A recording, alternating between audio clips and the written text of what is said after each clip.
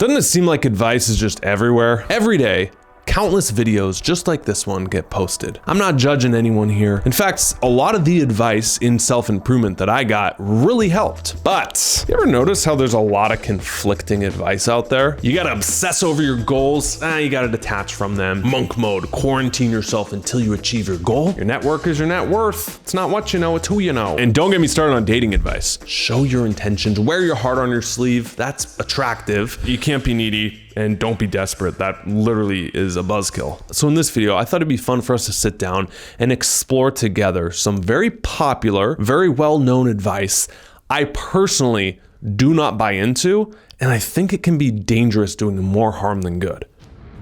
First one, burn the ships. A little setup for this first one. There's a famous story of Napoleon conquering the Battle of Cortez. Napoleon pulls up on the shore. He's outnumbered 100-1. His men are looking around like, what are we doing? We got to go back on the boats. We're all gonna die. To which Napoleon famously said, we're not going to retreat. We are going to burn the mother ships. And so what happened?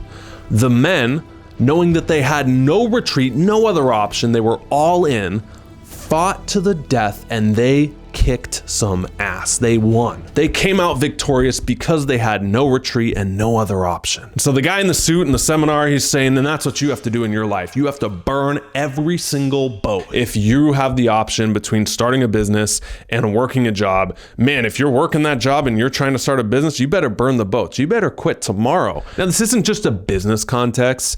This advice says be all in. And I think the dangerous part is that it can lead to you being all impulsive. It's also like putting it in context. You know, I think it's reckless to tell people who are married with 3 kids that they need to quit their job and burn the ships. There's no shame in having a clearly well thought out exit plan. So I took this advice in my 20s. Rewind, I was in my mom's basement, all in the same 30 days. It was pretty rough. Girlfriend of 2 years left me, graduated from college. I was 30 grand in debt, got fired from my only job. You know, I heard burn the ships.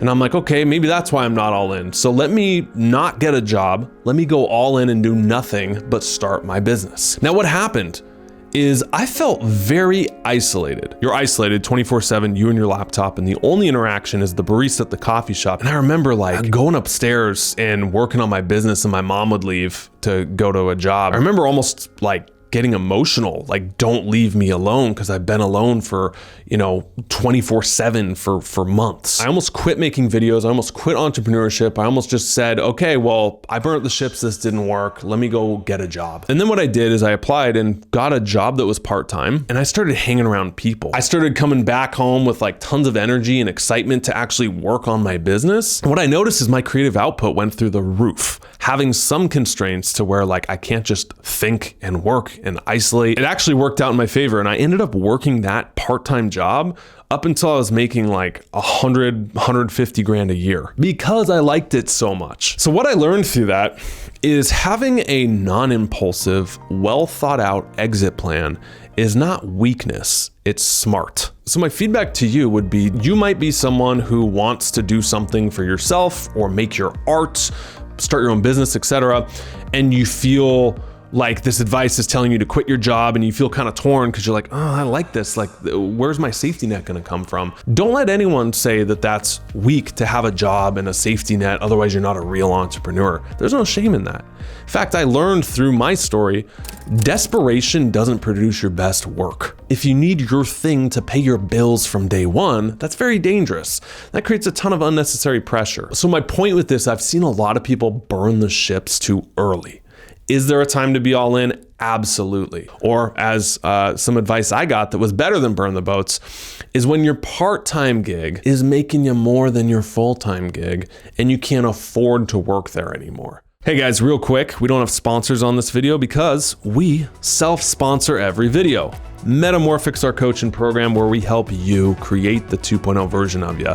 You get inner shadow shifting, you get a manifesto, you get this whole identity shifting process we take you through in 10 weeks. You come out the other side, people are gonna be asking, dude, what got into you? You're totally different. This is the process I used to go from mom's basement to now, living the life of my dreams. Helped almost 1,000 people just like you go from watching YouTube videos to actually implementing everything and feeling like they're a different person. That's what it's all about. So I'll link that down below. If you want to talk to one of our coaches for free, see if we can genuinely help you, that's in the description. Let's keep this rolling. Number 2. Before we get into this one, let's restate the point of this video.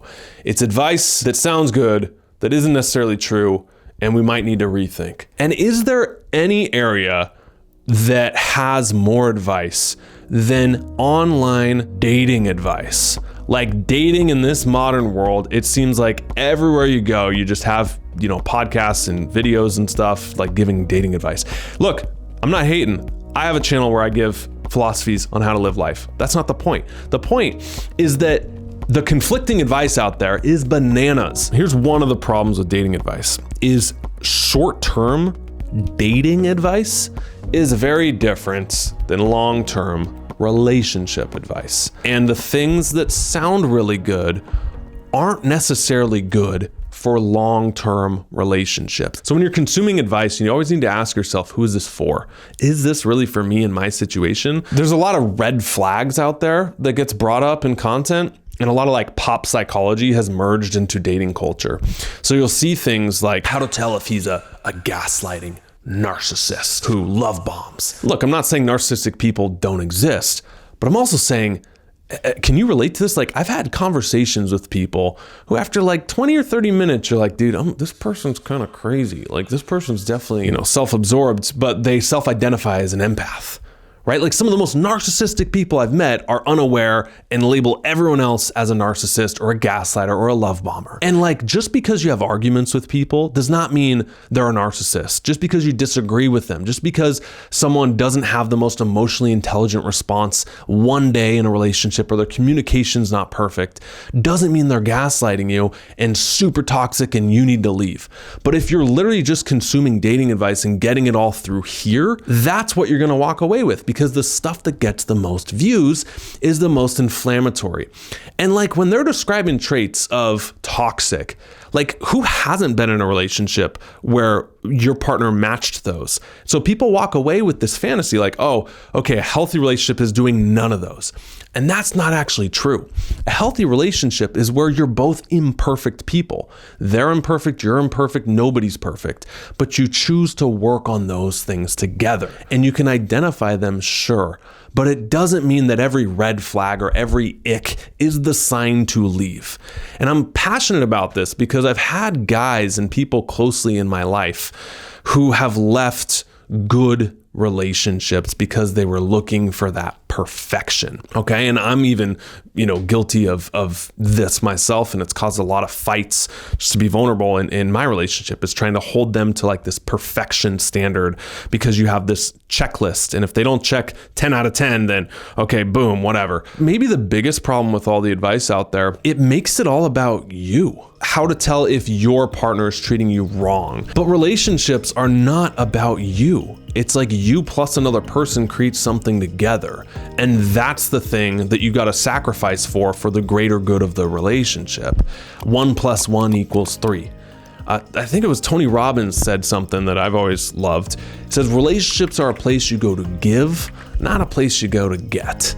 And I think a lot of the advice out there, if you pass it through that filter, is it teaching me how to give more? Because when you give, you actually get, right? You give love, you receive love back. You give hitting up your friends for connection because you're lonely. What you get back is connection with your friends that are also probably lonely. And that's how you build relationships. You should ask for what you want. You should know how to articulate what you need. But I think it misses the whole point that relationships no longer become about you. And once you cross that threshold from dating advice to relationship advice, a lot of the dating advice you need to let go of And I would say not even consume any of it. So what do we do instead? Well, a good piece of just like solid advice you can use in any area is it's more beneficial for you to spend more time on what you want, not what you don't want. Instead of consuming content on why women are messed up or why men are toxic these days, get really clear on what you do want. What would be fulfilling for you? What are the 10 traits you're looking for, not the person online? And my ultimate advice is stop looking for the right person and look inward. Start becoming the right person.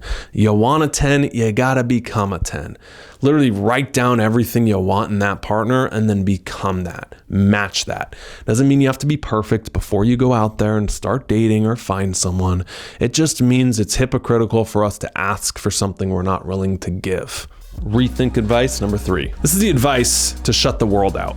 Eliminating everything that's not your goal and just doing that. This is really good advice for focusing and especially for short periods of time. This is, again, advice I did back in the day and I took as a really extreme approach to it. Now, the problem is I've seen young guys, young men especially, who are trying to build businesses, take this to the extreme to where they're doing nothing but sitting in front of a computer in a room, shutting the world out. If you do this long enough, where, people are asking you, hey dude, you want to hang out? Nope, focused on my goal. Hey, you want to come to this family vacation? Nope, focused on my goal. And you just keep like shutting the world out. What eventually happens is, you might wake up in 5-10 years lonely and isolated, even though you're successful, super lonely because you got just what you wanted. A shutout world where you have nothing in it and you can focus. And so this advice, again, is good for focus, but taken to the extreme, I have seen people literally say no to everything and everyone and sacrifice it. And it creates a very boring, stale, empty life. Research shows that the number one thing that makes your life fulfilling isn't money, isn't status, isn't even satisfaction with work, it's relationships.